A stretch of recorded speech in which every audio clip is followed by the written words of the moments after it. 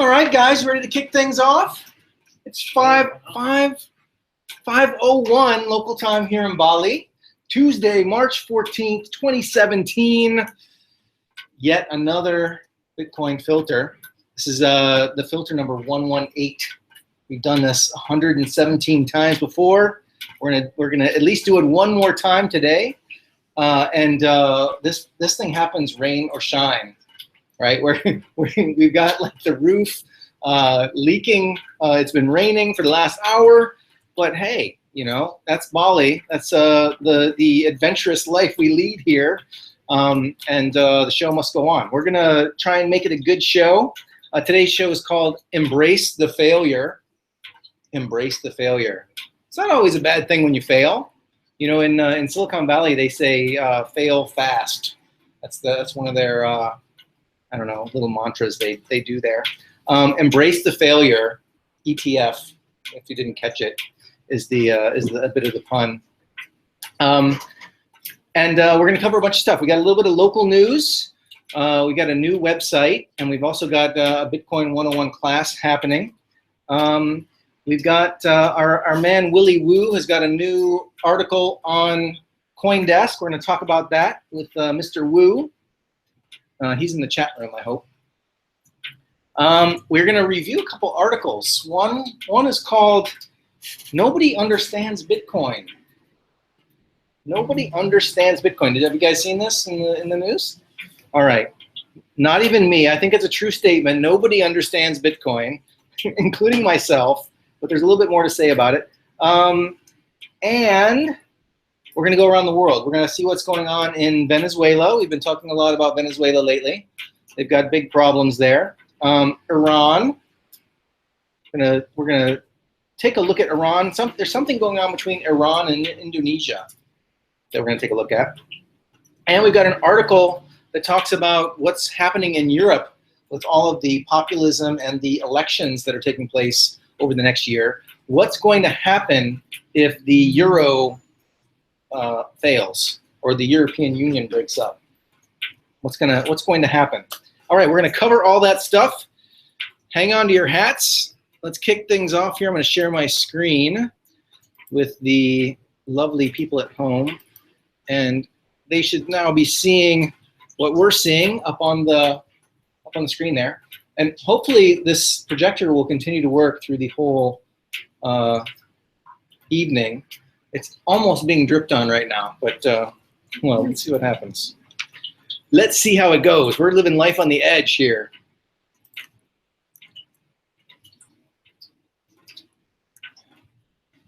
All right, so local news. We've got a brand new website. This went live last Wednesday. bitcoinsinbali.org. Hey, come on in. Come on in.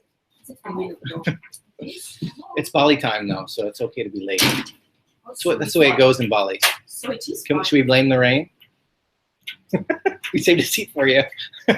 Oh. Good. No, there should be a dry seat. There should be a dry seat around here somewhere. We're just talking about the brand new website that I had a lot of help from Georgina. Thank you very much, Georgina. The web goddess helped get this up and running. It's a beautiful website. It was in the works for well over a month. We chose the color palette. We chose all of the WordPress plugins, and we wrote a lot of copy. And there's a lot of good stuff here. We're going to track the events. There's an events section up in the menu here. I don't know, why am I not seeing the? Because you've got it on narrow mode, so it's going to the view that you'd see if you're on your iPad or mobile. So if you click those three dots, you should get the menu come down. There we go. So we're going to cover several things. There's the Get Involved page that basically allows people to get involved in our project here in Bali. We're trying to build a Bitcoin economy, a crypto paradise, a place where cryptocurrency works. It's a little bit of a social experiment, but it's fun, and we always need more help. So we've got a Get Involved page, which includes getting merchants involved. Events, things like what's happening tonight is listed in the events section. Also, we've got this Bitcoin 101 class, which is happening on the 25th. And also very cool, we've got Bitcoin news. There's both local news, like these events go right up on YouTube, and those will make it into the local news. And we also have global news curated on this website. So hopefully we'll create something that people want to go back to from time to time. And if you can see here, this is the Bitcoin 101 class listed as an event. And all of the events that we do will be listed on this website. And when you get a chance, check it out, bitcoinsinbali.org. Hey, come on in, Mark. The rain is keeping everybody, making everybody late tonight. See how I just make an excuse for you? Come on in. This is the hot seat with the you're getting dripped on here. Luckily there's still a few seats left and we're getting dripped on. All right, guys, let's talk about the price. The Bitcoin price. Hold on, let me see what's going on here. The Bitcoin price in Indonesian rupiah, I don't know if you can see that there, 16.3 million Indonesian rupiah for one Bitcoin. The global price in dollars, which is usually what we think about the Bitcoin price, and is 1220. So, and also the US dollar price is a little bit higher. You can see over here. This is the global price, pulling it a little bit down, but if you are on the markets that trade in dollars, you're going to pay a little bit more. By the way, who here has an account with bitcoin.co.id? Yeah? So lately it's been a good deal on bitcoin.co.id. It's been go more down. Yeah, it's less expensive. Bitcoins are less expensive in Indonesia than they are in the United States. So if you don't have an account with bitcoin.co.id, it's quite interesting to buy your Bitcoin on that market at the moment. It used to be more expensive, and as soon as China created all their regulations and also put some restrictions in place, it flipped. It used to be more expensive in China. Now it's less expensive in China because of the restrictions that are in place, and that spills over, I think, into Indonesia. How many percent cheaper? Well, it used to go up to like between 7 and 12%, but In this chapter? between the Indonesian price and say a price on Coinbase or Kraken or other global markets. But I think it's a lot less now. I mean, there's a lot more fluidity to the markets, and people can more easily move money between different markets these days than they used to. But you know, within the last month or two, I saw disparities of 50, 60 US dollars per Bitcoin. So that's not bad. Let's take a look at the price over the last week. This is the Bitcoin time machine. 1 week of data for the last week of Bitcoin. Excuse me. Let's take a look at this. We were bumping along around between $1,200 and $1,300, and then bam! Look at this. People were saying that this looks like Batman. Looks like Batman right there. And we had a crash, and now we've been climbing up. So right in the middle of the week, something significant happened. Does anybody know what happened in the middle of the week? ETF. Yeah. And what happened with the ETF? It was 45% higher. Well, what did they say about the ETF though? What happened to the actual ETF? Not enough for the news. Okay, I'll help. I'll help you. The SEC, the Securities and Exchange Commission, said no to the Bitcoin ETF, which is why an ETF is an exchange traded fund, but now it stands for embrace the failure. Embrace the failure. Yes, the ETF did not go through. Lots and lots of preparation by, do you guys remember the Winklevoss twins? The Winklevoss twins were involved with Facebook, and then Mark Zuckerberg did his own thing, and they sued him for millions of dollars. Well, the next thing the Winklevoss twins did was spend all that money that Zuckerberg gave them and bought a bunch of Bitcoin. In fact, they claimed to have 1% of all Bitcoin at a certain point in time, which is a lot of money and a lot of Bitcoin. And they have since probably for the last 3 years, been trying to get the SEC to approve this investment vehicle called an exchange-traded fund, right? And well, you can only imagine the paperwork involved. Oh my God, the SEC, and then all of the interested parties that are lobbying the SEC for this to happen. And finally, you know, I think about 3 or 4 months ago, the SEC said, all right, we're going to tell you on such and such a date. And that date was March 11th. And on that date, they said, sorry, Charlie, it's rejected. No ETF. And here's part of the ruling. And I just want to read some of this for you. Let me see. The commission, hey Aiden, come on in, man. We saved you a wet seat there. Thank you. Yes. You can shower and learn about Bitcoin at the same time. It's very efficient. Nice soundtrack. We're just about to read the SEC ruling. You're just about you were just about to miss all the excitement of reading some bureaucratic paperwork here. Got the PDF, so it was 11th, and then it was 13th, and back to the 11th. Yep. They there was a little bit of a, well, the 11th is Saturday, right? It's weird, right? So I think people were just speculating that maybe they would take until the 13th, but they did. I think after the bell on that Friday, they released this, and it says the commission believes that in order to meet this standard, an exchange that lists and trades shares of commodity trust exchange traded products, ETPs, must, in addition to other application requirements, satisfy 2 requirements that are dispositive in this matter. Is that bureaucratic speak, or is it just me? Like, couldn't you speak more plainly? But they had to use the word dispositive, which they probably got off their SAT.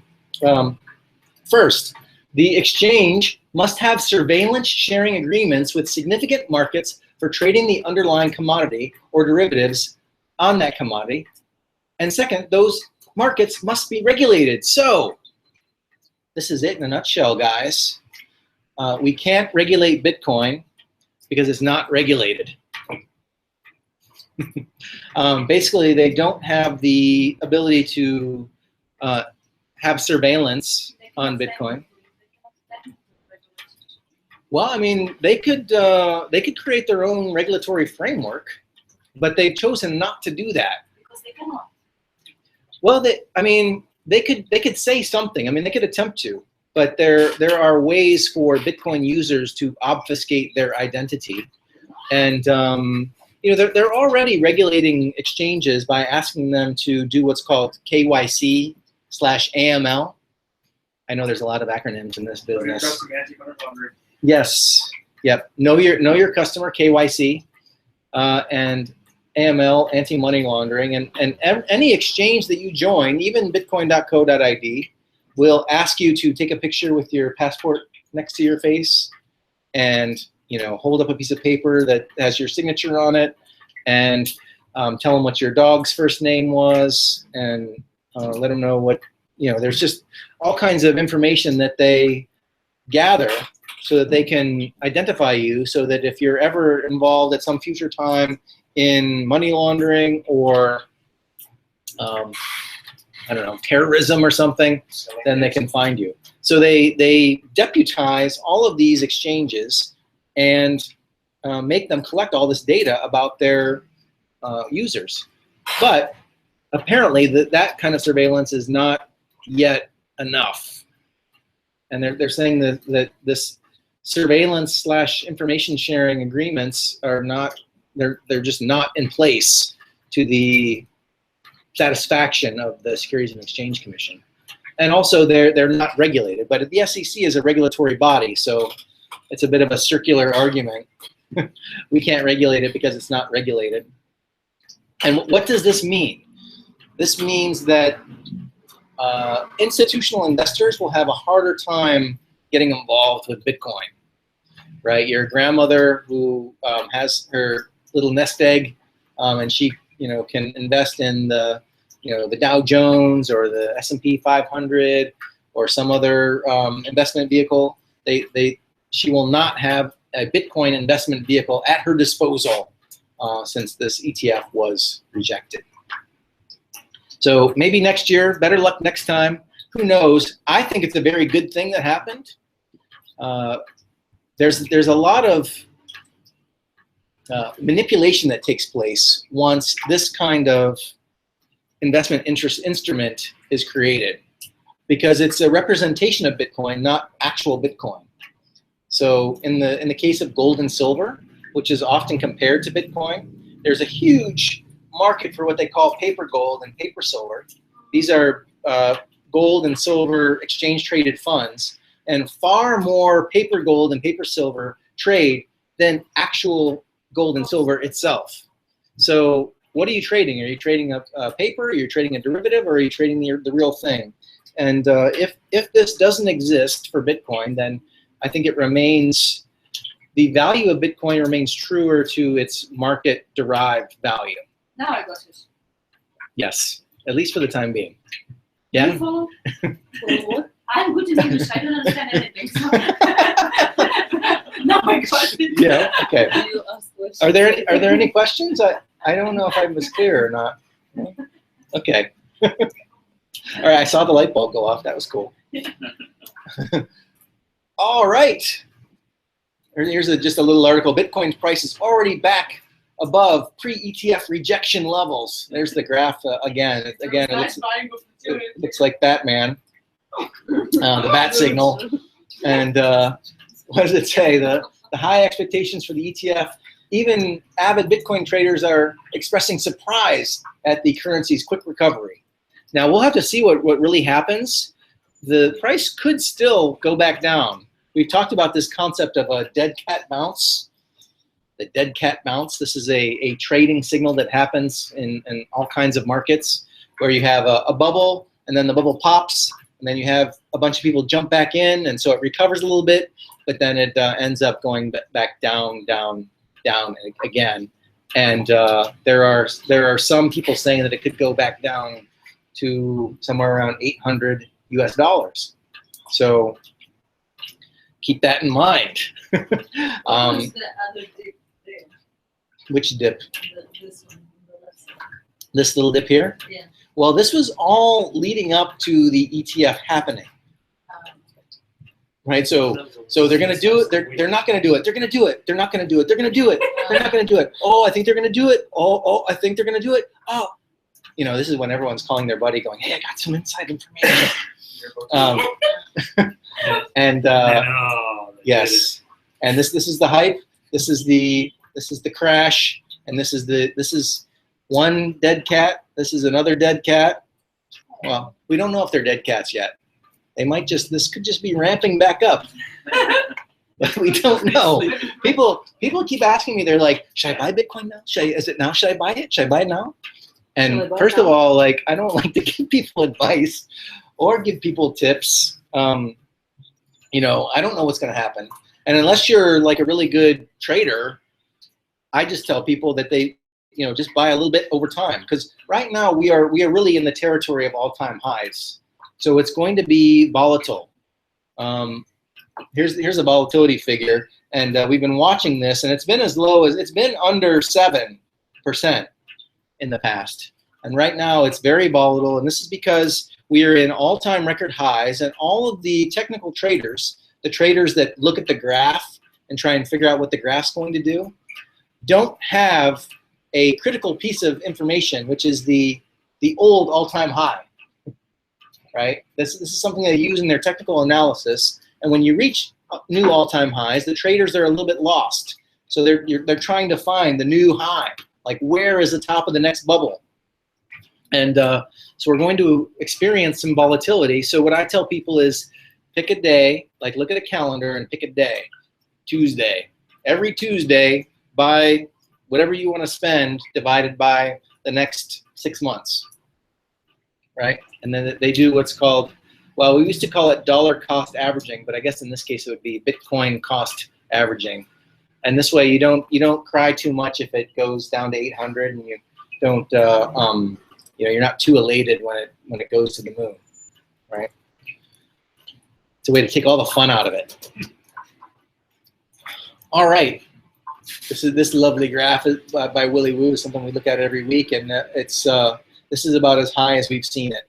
I'll just recap that this is Bitcoin volatility going all the way back to the beginning. And this trend line right here is the trend of Bitcoin volatility. So you can see that Bitcoin volatility is going down over time. That's really healthy. We want Bitcoin to become less volatile. But for the next little while, you can see we've got this red line is the actual volatility. You can see we've got a very dramatic uptrend in the volatility right now, and it's going to be volatile until we see the peak of the next all-time high. So hang on to your hats. It's going to be exciting, but really, for the most part, it's good news. You know, the ETF rejection did not kill Bitcoin. Bitcoin is not dead again. The rumors of Bitcoin's demise have been grossly over-exaggerated. The news of my death has been greatly exaggerated. Yes. I don't. Was it Mark Twain? Mark Twain. Yeah. And Bitcoin. Bitcoin took a page from Mark Twain. All right. Let's look at some more nerdy stuff, guys. Bitcoin transactions. We talk every week about how Bitcoin is a victim of its own success. The Bitcoin superhighway is jam-packed with cars. In that analogy, the cars are Bitcoin transactions, and the highway is the Bitcoin blockchain. The Bitcoin blocks in the Bitcoin blockchain are totally full every single time. So who knows how big a Bitcoin block is? 1 megabyte. 1 megabyte, yes. And at any given time, there's more than 1 megabyte worth of transactions that want to make it into the next block. Here's a running graph of the backlog. And you can see, what is that number there? Can someone see that? It's a little bit blurry. So 30 megabytes, that's 30 megabytes, a backlog. So at any given time, there can be, actually this used to grow up to about 60 megabytes. Last week, we were looking at a 60 megabyte backlog. Now we've done a little bit of catch up and then a little bit of ramp up, and we're sitting here around 20 megabytes. So there's 20 times more Bitcoin transactions than are available to make it into the next Bitcoin block. So needless to say, Bitcoin it's popular, it's working, and it's a victim of its own success. And this is something that the community at large is trying to fix. It's a technical problem, but Bitcoin doesn't have an owner. There is no CEO of Bitcoin. Was it Jesus? They have to agree, and until now, we haven't really agreed on how to fix this problem. So sorry, does that mean that there's more transactions than Bitcoin itself available for the transactions? no, these are, although the Bitcoins exist, in fact, Bitcoins exist in a closed system. There's only ever a finite number of Bitcoins, and they are all accounted for on the Bitcoin blockchain. So there's only one giant ledger in the sky that keeps track of all Bitcoins. But when I send Bitcoins to you, we have to tell the blockchain, hey, these Bitcoins no longer belong to me. They're now going to belong to you.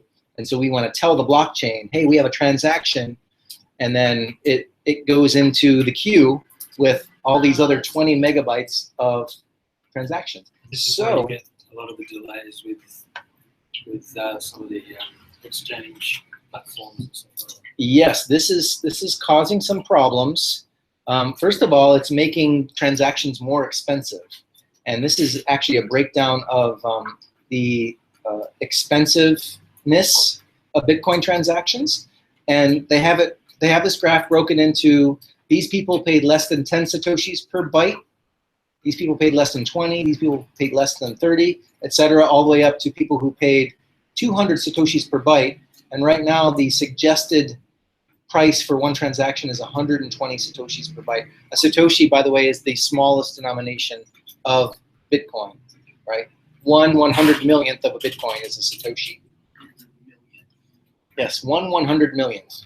And people who submitted a transaction but didn't really put very much in the fee, some of them are waiting more than 12 hours. This blue line, these people have been waiting more than 12 hours for their Bitcoin transaction to They're at the coffee shop waiting 12 hours. They are. They're doing dishes at Kismet overnight. I actually don't fully understand this though, because they're waiting 12 hours, but the graph you showed never really got. I don't understand how it makes up for the. Like it shows that they're 30 million megabytes or 30 megabytes trying to get through there. It never really gets down to a point where it catches up, in my mind, right? So, so I don't understand how the guy that's paid the least amount is somehow going to eventually get pushed onto the blockchain. Well, these days it's possible that they could get dropped. And then what happens to the transaction? Well, the transaction leaves the mempool, and it never makes it into the next block, and therefore the funds are still spendable by the original person. So it sounds like a right for.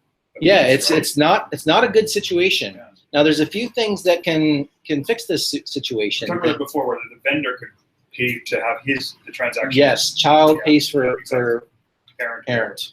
Child pays for parent, or the user can resubmit the transaction, or the vendor can also resubmit the transaction and keep it alive in the mempool.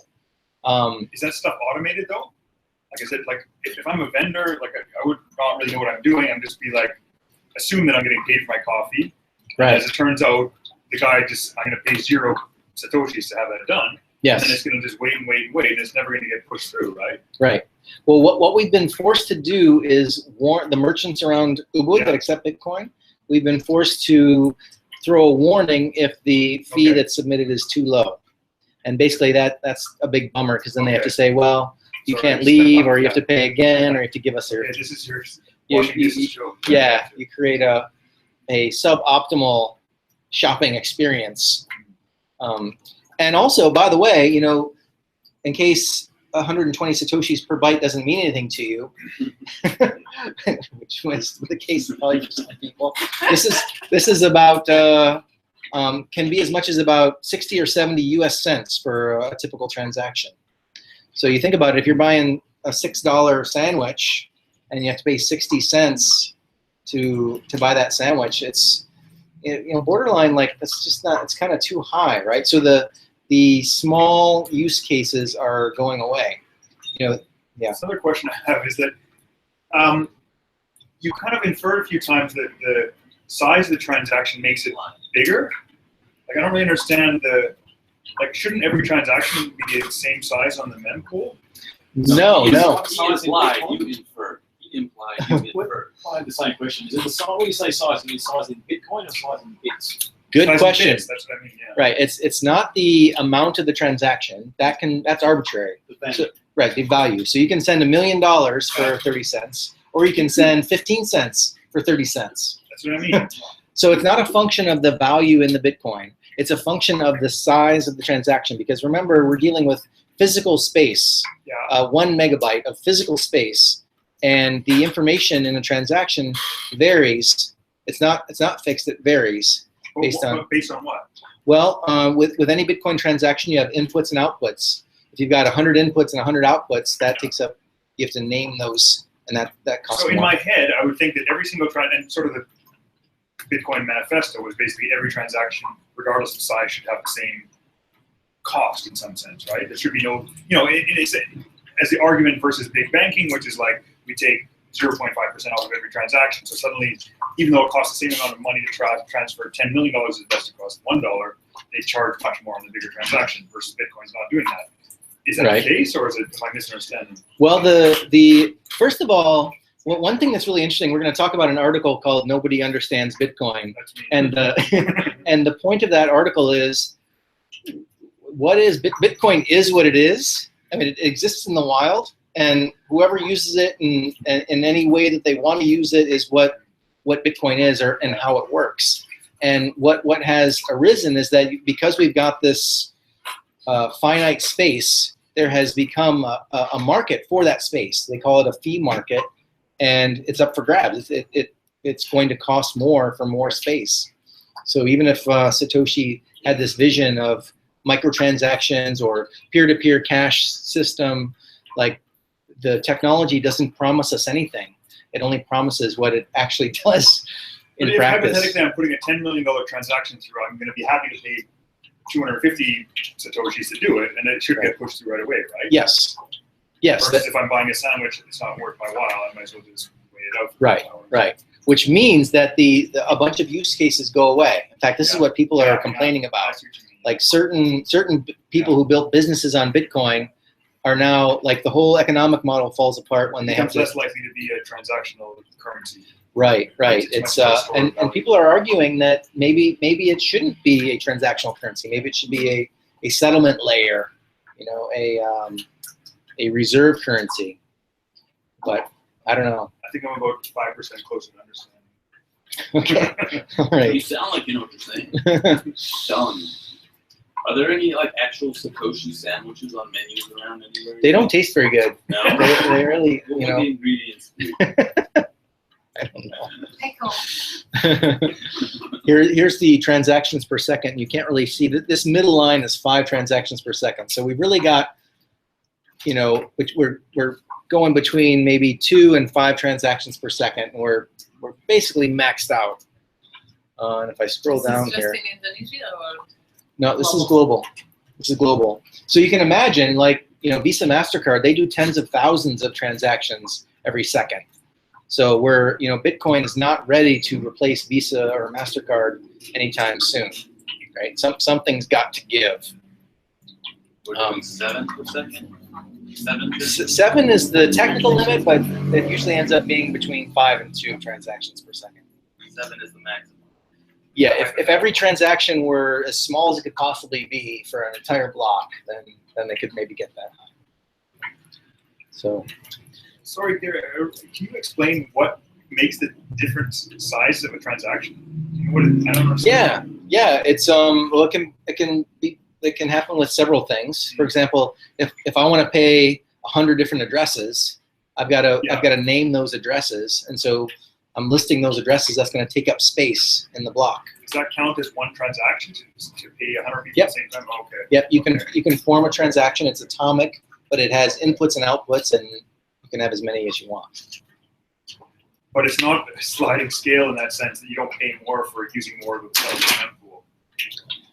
Well, it is, because you're still paying per byte. So it's Satoshis. It's Satoshis per byte, right? Okay. So and this is more fair then. Well, this is actually how people were spamming the network, or they were making a political statement by creating a huge transaction.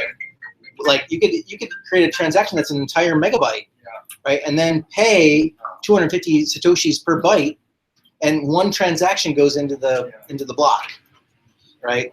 You know, that transaction could cost $100, but it supersedes all the other people that are actually trying to use the network. And and we've seen people doing that. I'm just moving down the rabbit hole there. How do you make a big transaction? Every transaction in bytes. When every transaction is. What if I could pay 1,000 addresses? I could take 1 Bitcoin and send it to 10,000 addresses. Each one of those is a transaction. No, each one of those takes up space in the block. So I would name one transaction, but a very large one. So that's not 10,000 transactions. That's one transaction. Right. That is very large. Yes. So you can imagine that, and if it were priced right, that would push out all the other transactions. Totally. So people who are trying to buy a coffee at Kismet are like, oh, I guess I got to wait another. Well, that seems like the problem, right? The fact that it shouldn't be the same to pay 10,000 people as it is to pay one person. Well, I mean, this is, yeah. I mean, I would think that miners would start to realize that people are doing this and maybe forego the money for the sake of utility. But you can't really count on that. Your business model is not based that way. Yes, and a lot of you know, not everybody is in it for the philosophy. You know, there's a lot of people that are in it for the dough. All right, so how do we solve this problem, right? I said that people are arguing over the solution to the problem. Whoa. We've got a brand new voting page, a political page, Global Bitcoin Political Support and Public Opinion. This is a new page on CoinDance, and they're asking people to vote. Now, I don't know, you know, I think this is, I don't know how they're controlling how many people vote and how they're representing the entity that they vote with, but this is an attempt to represent the global preferences for segregated witness, which is coming in at 63%, and Bitcoin Unlimited, which is coming in at 33%. But Now- they're both like 20% 2 weeks ago, right? Right. Well, I mean, it depends on how you measure it. Like, you know, you can, as a miner, you can indicate which proposal you support, but you know, there's also other organizations. There's merchants, there's users, there's people who run just a node, and so you know, ultimately, either one of these solutions has to get up to 80–90% or more to actually be viable and not cause a hard fork, right? Because if some miner out there produces a block that's more than 1 megabyte, and there's only 30% of the network running Bitcoin Unlimited, then it's likely that the Bitcoin Unlimited folks will start to mine one blockchain, and everybody else will start mining the other blockchain. And then you got 2 versions of Bitcoin. That's not good. Not good at all. No bueno. Here's Vinny Lingham. Danger on the horizon. If Bitcoin forks, all bets are off, and we can kiss $3,000 per Bitcoin goodbye in 2017. Right, and he's reacting to this news where the largest mining pool is supporting Bitcoin Unlimited. Right, which you know, these are the guys that are talking about forking Bitcoin. Right, saying, you know, we don't care. We're going to start building our own blocks, and Bitcoin needs to scale and scale yesterday. So we're going our own way, and we want the world to come with us, even if not everybody is ready. So they're going to try and drag the world kicking and screaming, and if everybody doesn't go with them, then we're going to have 2 versions of reality, 2 Bitcoins, which will be bad for the price of Bitcoin. And confusing, no doubt. Yes, yes. Although this did happen once before with Ethereum. This happened with Ethereum. Were you guys paying attention when Ethereum had its hard fork? There was a thing called the DAO. It was one of the first major implementations of Ethereum technology, and there was a bug in the code. And some people thought they should fix the bug, and other people thought that, you know, it's supposed to be an immutable blockchain, so we shouldn't reverse history. And two Ethereums were born. And now we have Ethereum Classic and Ethereum. And so it's not unprecedented. We've seen this stuff happen in the past. But ultimately, Ethereum kind of won, right? Right, at least in terms of market value. Yeah. So that's likely possibly what would happen here. Well, it's hard to compare because Ethereum also has the benevolent dictator founder Vitalik, and he went one way, and I think a lot of people followed a bit of the personality, and Bitcoin doesn't really have that. So it's different in some ways, but it's definitely something to look at and compare to. So, here's a couple other graphs to look at that'll just color this story a little bit more. This is miner revenue, Bitcoin miner revenue in US dollars, and you can see they're making money, more and more money. So they're not really incentivized to fix this problem. They like the backlog because it makes Bitcoin more expensive, and they get the money, right? So, yeah, these guys are making more and more money. And even though they're getting paid more, we're getting a poorer quality of service. Check out we had a very stable sub 10-minute confirmation time for most of the time. And then we got in here, like basically maybe 5 or 6 months ago, we started experiencing this very erratic confirmation time due to the backlog. So you can see that things are definitely different than they were back here, right? We're getting this activity is not good. Basically, it means that it's taking longer for the average Bitcoin transaction to be confirmed on the network. You said that's to the miner's advantage financially. Yeah, you can see this is miner revenue. You can see it's just going up and away, right? They're making more now than they did before the block reward halving happened. So in this part of the graph, miners were making 25 Bitcoins every 10 minutes. And then that changed right here. And at this point in time, they were only making 12.5 Bitcoins per minute. And all of this gain has been replaced by the fees, right? So, but as soon as you alleviate the congestion, the fees go down. So the miners are not really incentivized to fix this problem. It's a bit of a quandary. Isn't that where miners work, in a quandary? No, it's a forest. So, what does this mean, y'all? Could it be the flippening? The flippening. What is the flippening? Are you guys ready to learn about the flippening? The flippening. How I learned to stop loving Bitcoin. And here we have this cute picture here. Ethereum is kind of leaving Bitcoin in the dust. Oh, I used to love Bitcoin, but not anymore. What's going on here, guys? Charles Darwin supports Ethereum. So this guy's quoting Charles Darwin. A scientific man ought to have no wishes, no affections, a mere heart of stone. We should just take a cold-hearted look at Bitcoin, and if we love Bitcoin too much, we might make some bad decisions. Oh, unconditional love. It's a double-edged sword. So he goes on to kind of talk about his love affair with Bitcoin. I must admit, so as to provide full disclosure, I did once love Bitcoin. And if you still love Bitcoin, I can't blame you, because I too know what it's like to be blinded by love. But then we come back down to life. And if you love Bitcoin too much, you're a Bitcoin maximalist. Bitcoin maximalist to find individuals who are religiously pro-Bitcoin. They see Bitcoin as the one, the way. You complete me, Bitcoin.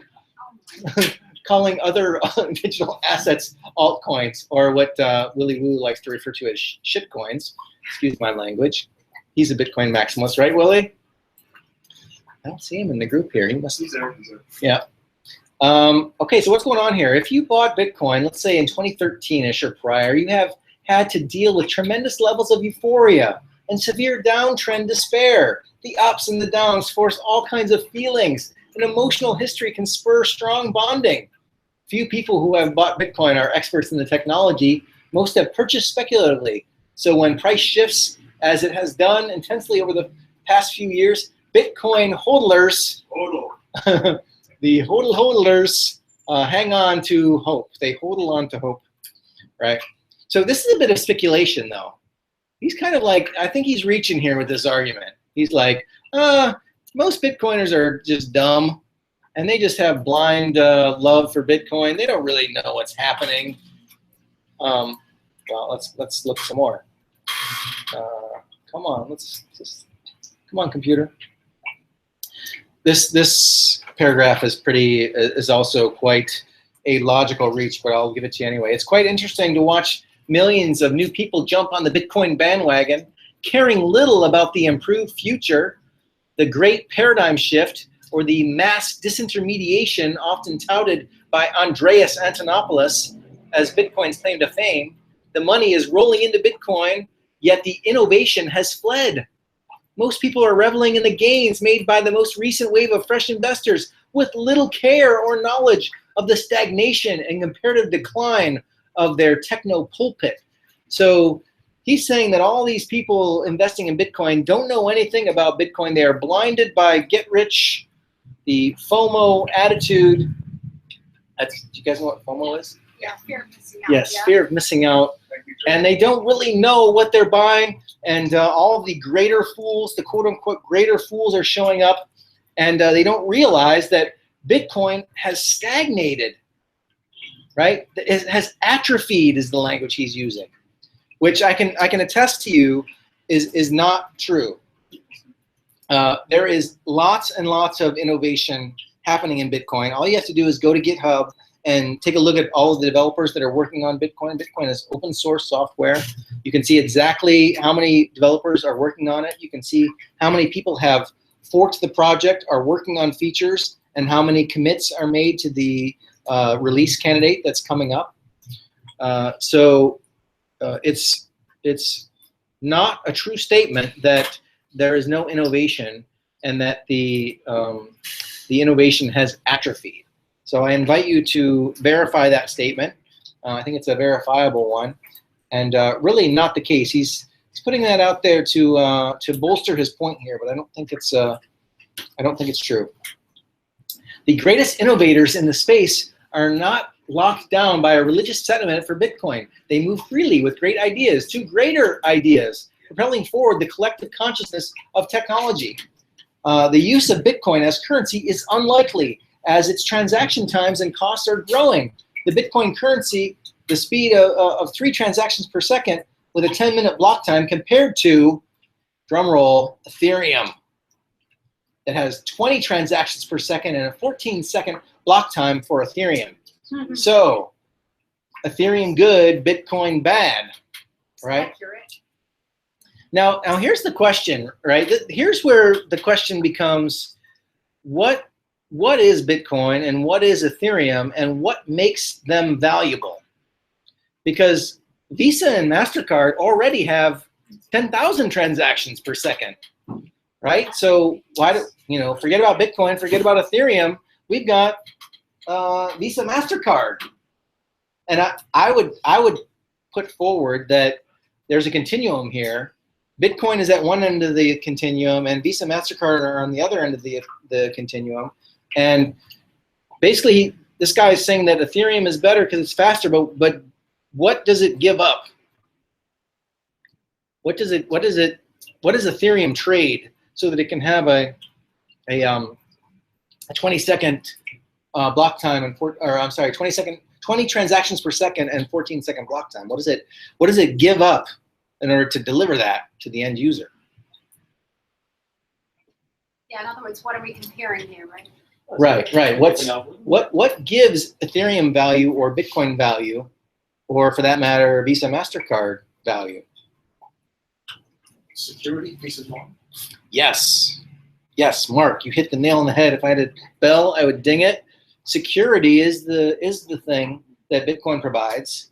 Bitcoin is immutable. It's this force of nature that exists out in the world, and nobody can change it. It's impossible. It is totally secure.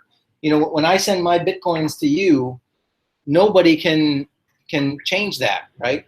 And we already talked about earlier how Ethereum decided to make that deal with the devil and change history. So it is demonstrably not secure because they can go back and change things if they want to. All of this gridlock around Bitcoin is arguably a feature, not a bug. Bitcoin will not change easily, and it's very secure and conservative that way. And for that, we have to deal with the transaction times and a bit of a delay. But yeah, if we wanted to have super fast, we could buy an Oracle database and just keep track of it there. Is the 14-second block time for Ethereum fixed, or is that floating? That's a good question. I'm not an expert on Ethereum. I don't know if that's well, Ethereum uses proof of work, but they're planning on moving to proof of stake. Okay. And with proof of work, I think it would have to be a variable time, but they can adjust the difficulty. And perhaps when they go to proof of stake, they can make it more regular. But I don't know. So I would need a Bitcoin expert or an Ethereum expert to weigh in. So anyway, I invite you to take a look at this article. Let me just see let's see what the final thing says.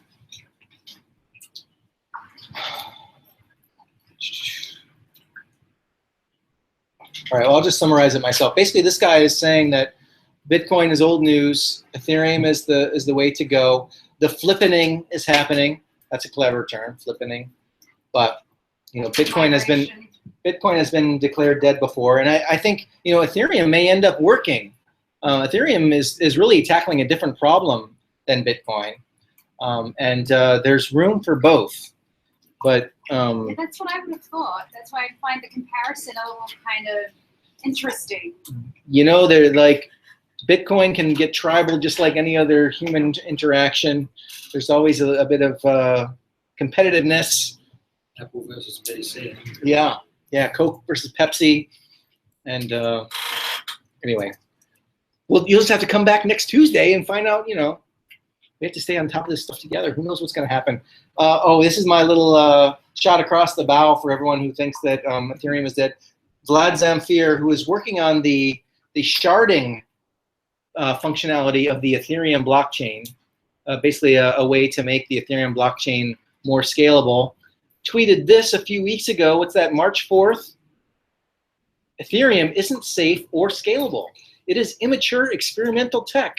Don't rely on it for mission-critical apps unless absolutely necessary. This is one of the major figures in Ethereum development. Basically, you know, hyperventilating because he's like worried that someone's going to build something serious on Ethereum and then there's going to be a problem. There has been problems with Ethereum in the past. The DAO was worth $150 million when it failed. And I mean, that was quite the goat rodeo when that happened. And well, he's building this stuff, but he's like, hey guys, you know, I don't want to lose sleep at night because I feel like somebody's building on something that's not quite ready. Now, he got a lot of heat for this, a lot of heat. In fact, I think he had to write a whole blog post explaining himself. I think he probably wrote this in a fit of anxiety. But good for him for keeping it up. I mean, he could erase this tweet. It's still up there. Is he right? And well, I mean, I think it's. I wouldn't build my business on Ethereum yet. I think it has yet to be proven. It's only about 2 years old, maybe a little bit over 2 years old. It's very exciting. There's incredibly intelligent people working on this stuff. This guy's genius level. Obviously, Vitalik is a genius. They're technical geniuses, and these things tend to be bigger than just technical problems that need to be solved. There's a sociological aspect to these things. Yeah. There's a way, there's the tech, and there's the way the world reacts to the tech. And it's a multidisciplinary thing happening. And you could have the best technology, and if people don't use it the way you think they're going to use it, then it's possible the whole thing could fall apart. The key difference, if I understood the previous thing, is the governance is built into Bitcoin. And here, the governance is external to the algorithm. Well, that's a good point. You're thinking about it right, but a lot of people say that there is no governance in Bitcoin, and that's the problem. A lot of people will say that they forgot to build in some sort of voting mechanism, or they didn't. There is no defined governance mechanism. I mean, the governance model is the Bitcoin subreddit. it's the governance paradigm is the Let's Talk Bitcoin forum, right? There is no. Well, I mean, the cool thing about it, in my opinion, is like we have to agree. Like otherwise, things don't change. So therefore, they will change very slowly. Anarchy gets a bad name. Bitcoin is good anarchy. Yeah, well, I mean, it's some kind of anarchy, and we're again, it is what it is. You know, it's you can observe things. I mean, people could complain that it's taking too long to change. Other people could say that's a good part about it, that it doesn't change on a whim. Well, we'll just have to see what happens. But it's a wild animal at this stage, and we're just trying. Different people are trying to corral it, influence it, but we all have to kind of, you ever go to a picnic and have those three-legged races, where you tie your leg to another person and then you have to race and you have to cooperate, and everyone has to move their leg at the same time. Yeah. Well, otherwise you fall down and you don't go anywhere. Like right now, we've got too many cooks in the kitchen, maybe, or the cooks can't agree on which fix should be the best. By the way, this is why you have to come every Tuesday, because if they do fix this problem, then it's quite likely that we could hit that $3,000 per Bitcoin target by the end of the year. So you can imagine there's lots of people kind of biting their nails and wondering what's going to happen with Bitcoin, if we're going to be able to solve these problems, and it suppresses the price. There's another, let me see if I can, I was going to talk about this later, but find this. I think it's a good time to talk about this article called "Nobody Understands Bitcoin, and That's Okay." One does not simply understand what is Bitcoin. I can't quite read that. For years of learning, I now devote a fair amount of my time trying to help others understand Bitcoin better. I can relate. While many people have referred to me as a Bitcoin expert, I still consider myself, I think, a lifelong student. I have yet to determine how deep the rabbit hole goes. And here's a little graph. This is on the y-axis we have perceived Bitcoin knowledge, and the x-axis is time. And here's I know nothing. Then you're learning. Okay, I'm a Bitcoin expert in game theory, economics, applied cryptography, psychology, sociology, you name it. And then more time goes by, and you say, "Holy shit, I don't know anything." So Where are you, Gary? Bitcoin, I don't know.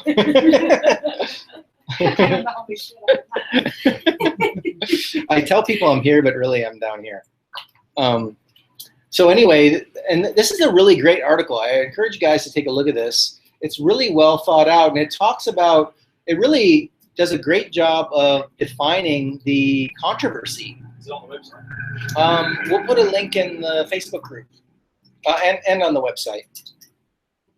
On the bitcoinsandbali.org website, there will be a link in both places. But why is Bitcoin hard to understand? It's at the crossroads of game theory, cryptography, computer networking and data transmission, economic and monetary theory. I would add to that psychology, sociology. I mean, these are how human beings are trying to cooperate with one another. And there's greed factor, and there's you're dealing with human minds here. Maybe that's encapsulated in game theory, but I think people get weird around money, and that's part of the puzzle that it is. Bitcoin is a living protocol that emerges.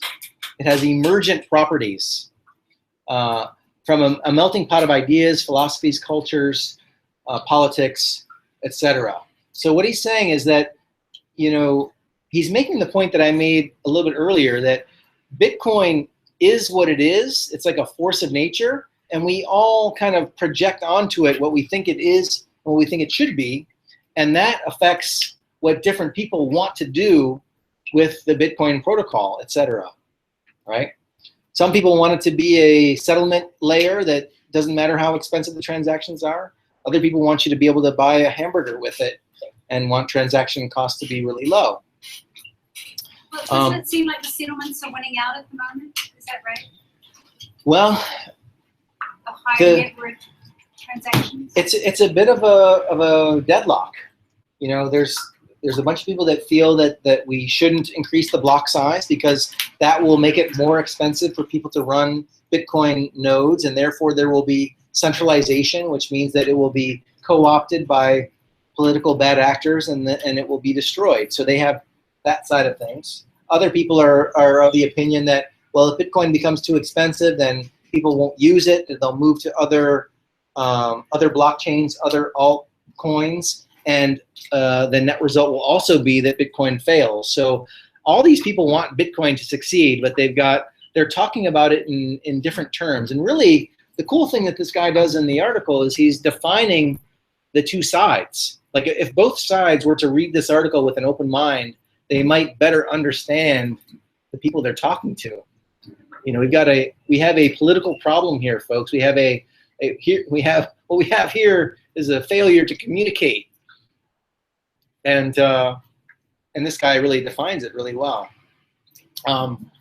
as an illustration of just how much there is to discuss. He counts the scholarly articles that are written about Bitcoin. In 2009, there were only 83. That sounds like a lot to me, but 83 scholarly articles, and last year, 2016, there were over 3,500.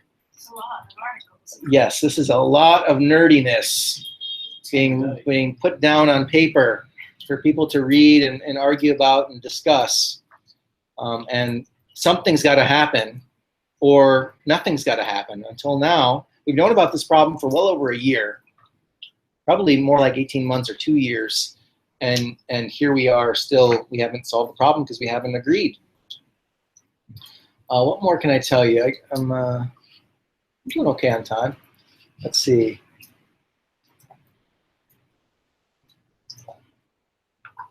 Oh, he's kind of illustrating that even from the very beginning, there was a lot of disagreement about what Bitcoin was. The very first weekend that Bitcoin launched, it also gained its first collaborator, Hal Finney, who is now dead. He had a degenerative disease, I think muscular dystrophy or Lou Gehrig's or something. Hal was one of the few people who believed early on that Bitcoin could actually work, which is clear from his reading of the original white paper. They released a number of his emails between him and Satoshi to the Wall Street Journal, and they're very interesting. You can see Satoshi's surprise as he manages to find several bugs that are.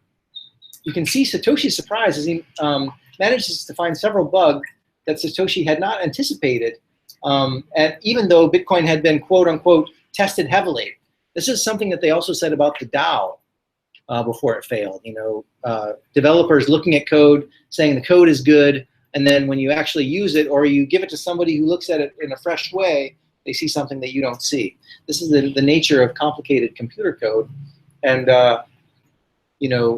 if these kinds of changes, let's say that Bitcoin Unlimited is considered tested heavily, right? And as soon as they deploy it, some bug is discovered that has a terrible impact, right? This is what we've seen this happen with other cryptocurrencies like Ethereum. And so what they're saying here is that it's good that things don't change quickly, because there are problems that even someone as genius level as Satoshi can't see all of the potential problems. Let's see here. Here's a quote from Ryan X. Charles, who is one of the original developers of BitPay, the Bitcoin payment protocol. He's working on a new project that allows people to charge Bitcoin for journalism or for content. But anyway, he says, Ryan X. Charles covered high-level philosophies of the two most popular viewpoints in the debate. Much of the contention in these debates comes from A, a different set of priorities, or B, different beliefs about the use cases for Bitcoin. So it comes down to what Bitcoin should be, and people can respectfully disagree on this. But if you can't agree on what Bitcoin should be, then I think that these arguments will persist. And here, James, this is the author of the article, is commenting on the level of discourse when people are discussing the problem. And he's saying that much of the people are coming from a standpoint of dogma. Doing X is an attack on Bitcoin rather than actually having a discourse. I disagree with doing X because my vision for Bitcoin is Y. Right? So people aren't discussing these things in a way where information is exchanged. Let's see, the reason I believe that it is easy for people to project their perspective on Bitcoin is due to its lack of specification and its lack of clear objectives. But Bitcoin is not a person, right? Bitcoin doesn't have any objectives. It just is what we all decide it's going to be, right? So I won't say too much more. I invite you to read this article. It's really a fantastic read, and I think it really defines the problem. If you come to the meetings regularly on Tuesday night, we always talk about this fight, right? The fight between different camps within Bitcoin to solve the scalability problem. And this is a really good analysis of the fight. Can I just ask a question? So scalability becomes the issue because the highest intention for scalability is you want the most usability, like globally, for whatever desirable transactions you have in mind. Well, that's one camp, but to what extent do you sacrifice security for that aim. So some people think that you should prioritize security, and it doesn't matter if it takes longer to confirm. So other people think you can sacrifice a little bit of security for fast confirmations. And if you can't agree on the priorities, then you won't agree on the fix. And I think some sort of balance has to be struck, because that's a trade-off. I mean, anybody that develops software knows that you've got to make trade-offs. Right, so it's figuring out the optimum level at which you're prepared to trade off. Right. Security for the largest volume of transactions that are going to support Right. the alternative currency use of Bitcoin. That's right. But That's everyone's got right. different motives, right? Like what I said before, so the miners, in my opinion, they don't have any motivation to solve this problem. To solve the mempool mempool overfill, basically. Yeah. Because they're getting paid regardless, right? And people are going to pay more to get transactions done. So until this is why I kind of think that what's it called, Bitcoin Unlimited is paying 110% of the fees, is because that's the only way that's going to motivate the miners to actually make a change.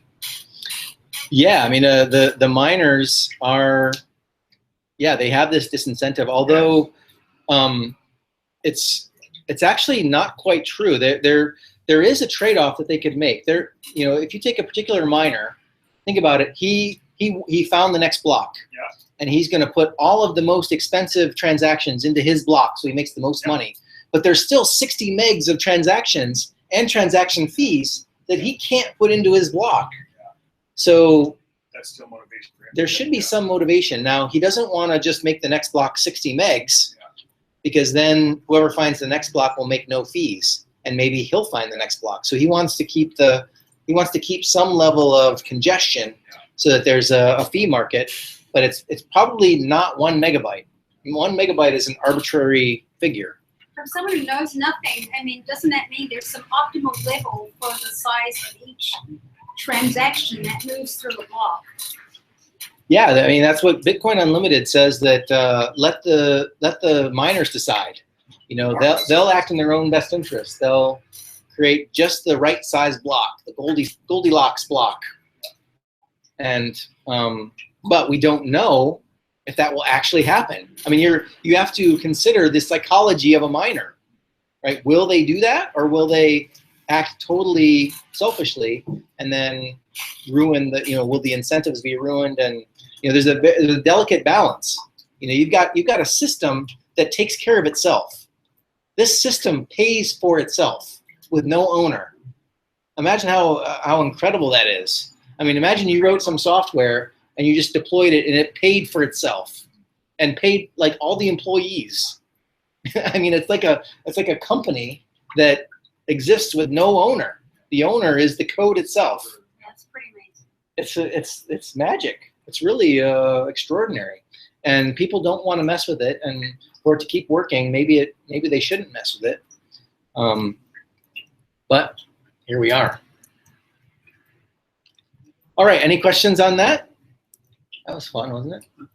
Let's talk about a few more stories. We're starting to run out of time, but let's see if we can make these last few minutes interesting for you guys. Edmund's got a nice little comment there. Here's the miners aren't all bad, right? Oh, did you see? Is there a good comment? Edmund's got a nice comment there. It's not. Hey, Edmund, we can see you in the chat. Let's see. It's not a problem. Bitcoin will split into 2 coins, one more scalable and the currency but centralized, and the other less scalable, not a currency but like gold and less centralized. Yeah, so he's all for the hard fork. He wants Bitcoin and Bitcoin Classic. Well, perhaps he's right, and perhaps that will happen based on nobody making any decisions at all. Again, Bitcoin is a wild animal. It's going to do what it's going to do, and this is an interesting hypothesis. The thing is, Bitcoin has a reputation, and part of the value that people ascribe to it is based on that reputation. And if it were to turn into 2 things, if there were 2 blockchains, 2 versions of reality, it shakes confidence, basically. Right, but maybe it'll only shake confidence for right. And maybe this will be the first. If Bitcoin is a living organism, maybe this will be the first time it spawns a baby. Right. I can First see time that. Yes. All life reproduces, right? Okay. Good comment, Evan. I like it. If there is a fork, Yes. what happens to your Bitcoin?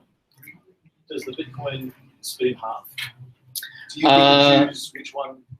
Well, we have one example, and this is when Ethereum hard forked. The blockchain, the Ethereum blockchain went like this, right? And there are two versions of reality. And what happened was there became a market for both coins. And Ethereum was worth $5, and Ethereum Classic, what it came to be called, was worth $2. And you could actually, on the exchange, like if you had, let's say you had 100, or your Ethereum was worth $100. After the split, your ETH was worth 7, and your ETC was worth 3. So there was a value ascribed to, whoever was, how much enthusiasm was behind each one. So that's how it went down with Ethereum. I don't know how it would go down with, we'll have to ask Edmund. So I put it in my sort of cold storage, I go away, come back, and I find that I've now got, instead of 10 Ethereums at $10 each, I've now got 10 Ethereums at $7 each.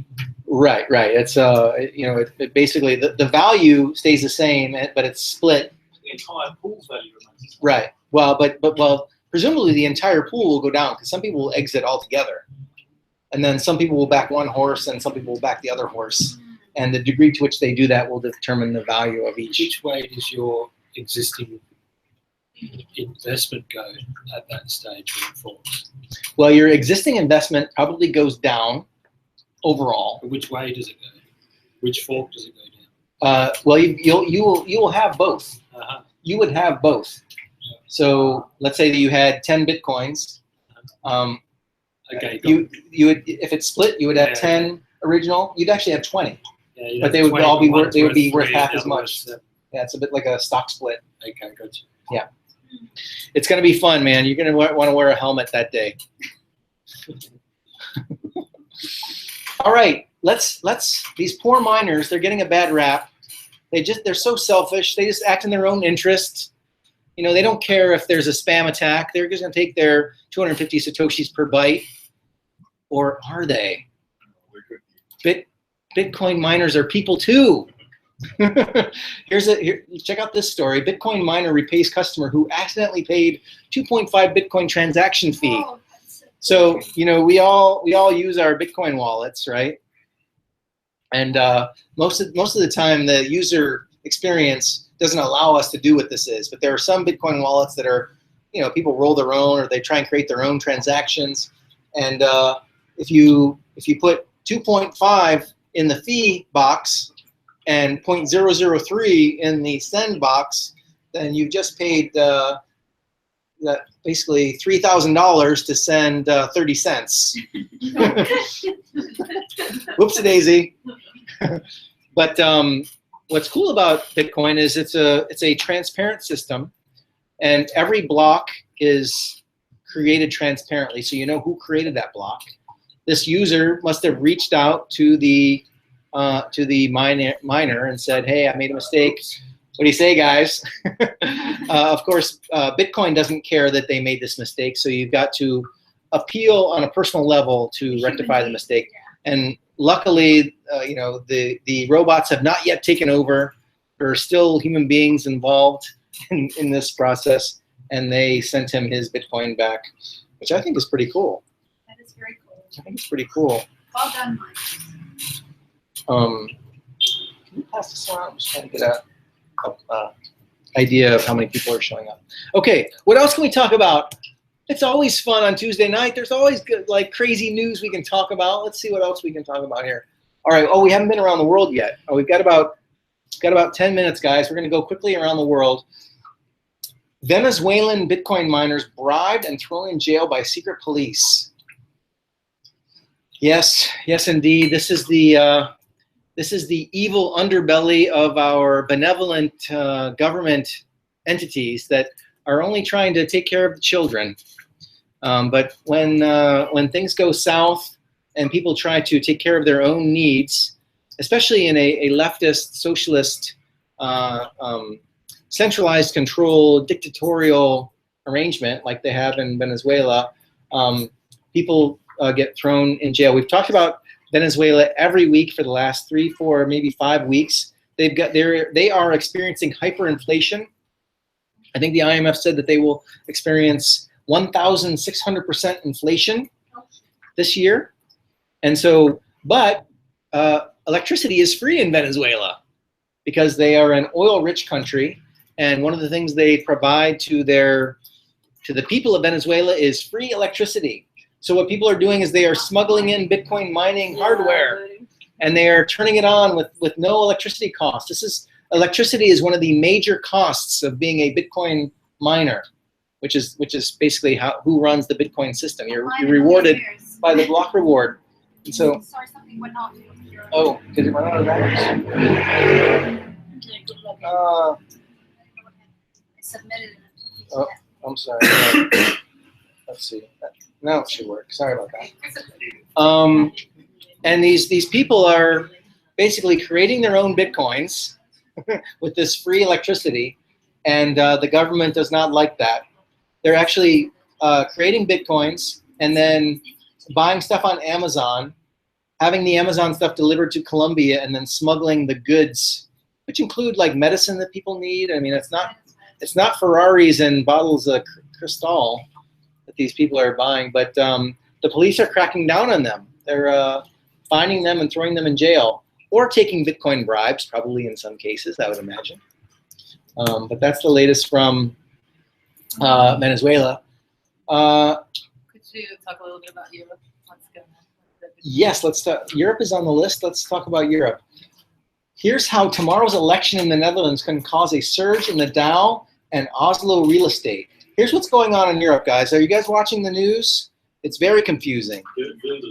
Very confusing. There are all kinds of, there's all kinds of problems. You got all kinds of migrants flooding into Europe because of the wars in the Middle East. And it is, you've also got economic problems. We played a video not too long ago. Greece owes money to the Netherlands, and the Netherlands owes money to Portugal, and Portugal owes money to France, and France owes money to Spain, and all of them are kind of on this economic treadmill that looks like it's going to be problematic. So there's that. Then you combine that with all of the immigrants that are flooding into Europe, and it's giving rise to a brand of right-wing. It's giving rise to a brand of right-wing populism, basically. Anti-immigrant, kind of nationalism, populism, anti-other. Could you mind saying that up? And we've got these elections happening, right? We've already had the Brexit, and we're talking about Greece leaving the Union, Italy leaving the Union. The Netherlands has an election. France has got an election in a few weeks. Germany's also got an election later this year. And in these places, basically it's anti-Europe sentiment, or anti-Euro, anti-European Union sentiment. And so this guy is postulating what will happen if the euro goes away. What will happen when all of this turmoil arrives in Europe? And here's a map. All of these red countries are a part of the European Union, but experiencing these problems. This is what's called the Schengen region, right? Schengen region? Schengen. Since the euro and Schengen are at the heart of the alt-right complaints, those red nations provide the most fertile soil for populist sentiment to grow. So what they're saying is that all of these countries may want to leave the European Union. If that's the case, what happens if you're a millionaire in euros? Right? What do you want to do with your money if you've got euros? Buy Bitcoin? Well, this is an interesting article because it's not about Bitcoin, although I think some people got to be looking at Bitcoin because, well, they're looking for a place to that's going to be. They're looking to have something that's valuable after these things come to pass. So if the dominoes start falling in the Netherlands, Europe's elite will quickly go into wealth preservation mode. Where can I safely stash my money? They're actually already doing this. They're buying up, at least the very rich people are. They're buying up real estate in London. They're buying very expensive pieces of art, diamonds, gold. Art assets. Yeah. Storing wealth in a non-euro currency seems to make the most sense. And he's saying, hey, why don't you invest in the Dow Jones Industrial Average with an ETF? And there's a graph here. Check this out. This is the euro-dollar cross, but this is what has happened since, when is that? Is that a date down there? Oh, yeah, that's 2009. Since 2009, if you had put that same euro into a Dow Jones Industrial Average exchange-traded fund, you would have this much instead of just hanging on to your euro. So he's saying these people are going to invest in the Dow Jones. Now, the Dow is already in record territory. I think it's in a bubble. I don't have any money in the Dow because I think it's overvalued and also rigged. But this is a very compelling graph. If you did this, if you follow his advice in 2009, again, hindsight is 2020. You're doing pretty good. This dotted line is actually the Dow in dollars, and this black line is the Dow in euros.